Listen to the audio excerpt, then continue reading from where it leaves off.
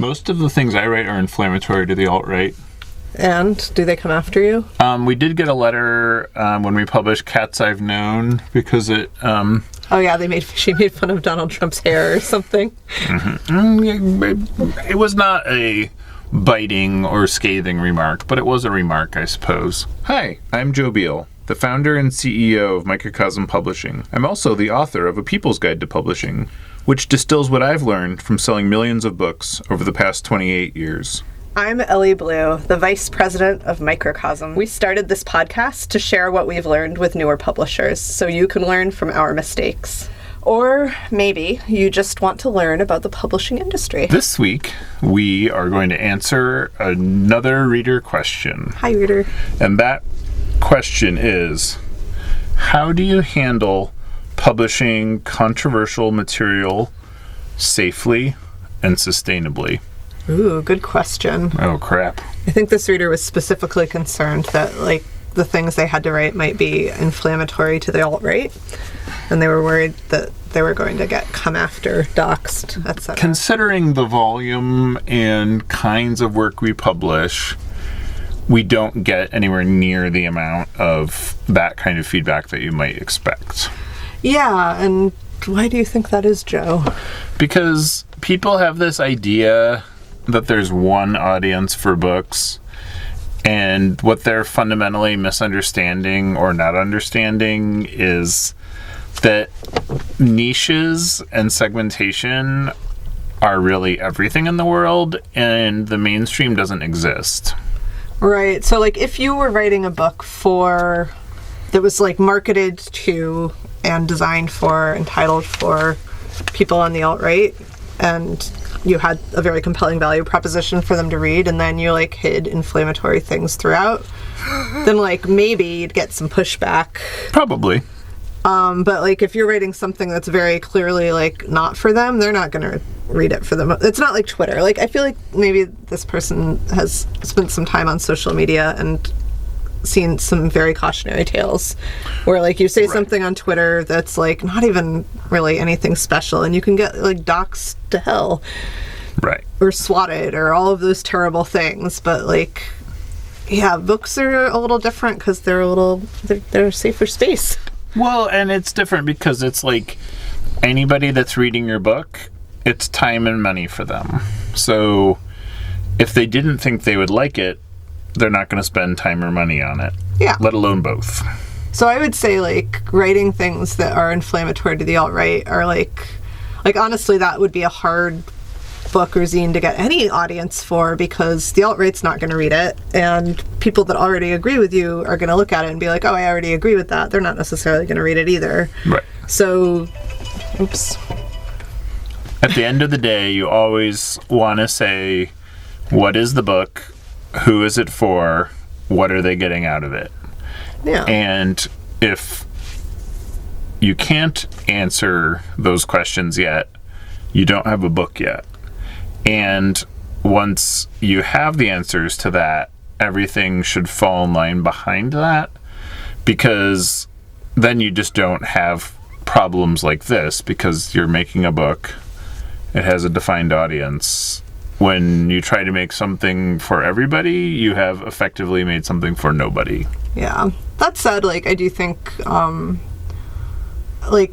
it's much safer to put your political opinions or anything at all into a book than online. But, if safety is a concern, you can publish anonymously. You can, make sure that there's a bunch of different websites that have instructions for how to protect your online identity. That would probably be a good idea to follow just for most of us. And in general, in the People's Guide to Publishing book, my favorite negative review ever is the person that complained that I'm not racist. And Enough. Right. Well, this is what bothers them about the book. They didn't like that you were inclusive at all, or...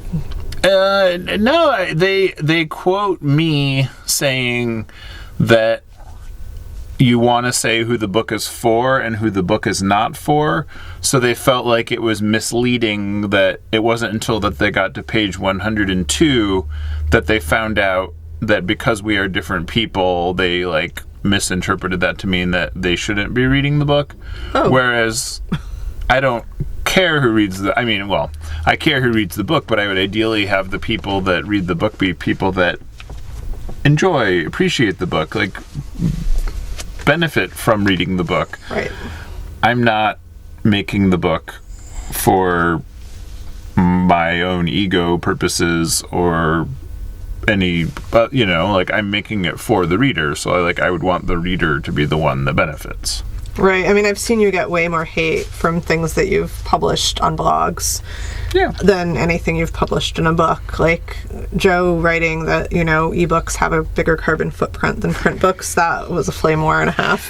Only for about 200 people against me and then a few people that tried to take a middle ground. Imagine if you'd written about something actually controversial. Yeah, that's true. That there would have been safety concerns maybe. And I think that's something that's important and difficult to understand too, is that the major difference is the amygdala. That when you read something on the screen, your brain is reactive, it's hammering, it's responding, it's reacting before it's allowing the information into for your brain to process and consider it.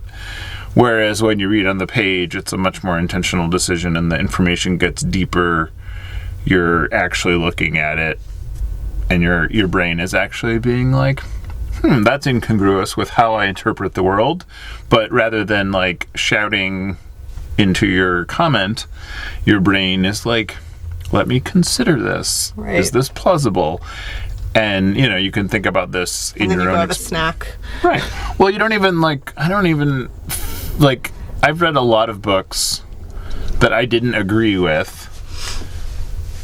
And while I have definitely sent feedback to the author, I often the bigger thing is that reading something I don't agree with helps me form and hone my own point of view. Mm-hmm. Reactive, not reacting to the author, but just helping me to make my thoughts more concrete and specific. Also, I have to say, when you do publish a book and you get negative feedback about it, it is never about what you would expect in a million years. You will be so surprised. And my other general advice, unless you're like me and really find the negative reviews to be the best reviews, don't read the reviews. Yeah, just that's good advice. Let it happen.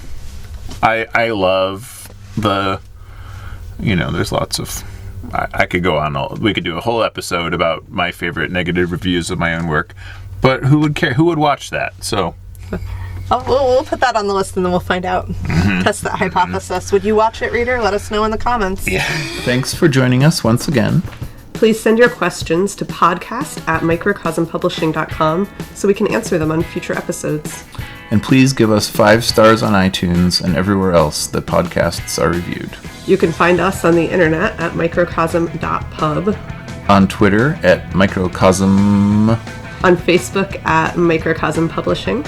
On Instagram at Microcosm_pub. And here in Portland, Oregon on North Williams Avenue. Thank you so much. Have a wonderful week.